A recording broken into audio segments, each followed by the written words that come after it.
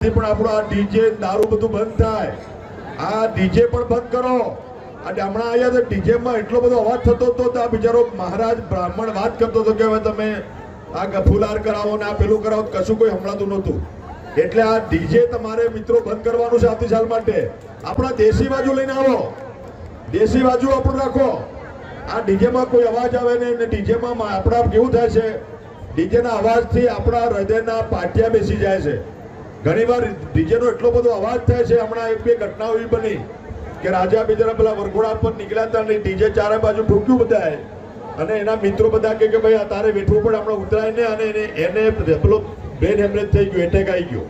એટલે એનો જે તરંગો છે અવાજના, એનો અવાજના તરંગો આપણા હૃદય સુધી પહોંચે છે. એટલે ડીજે નુકસાનકારક છે. એટલે મારી તમને નમ્ર વિનંતી છે, બંધ કરો ને બંધ કરો તમારી મરજી બધાની, પણ મારી વિનંતી એટલી છે કે આ ડીજે બંધ કરી દેશી બાજુ લાવીને આપણે આવનારા સમયમાં કાર્યક્રમ કરીએ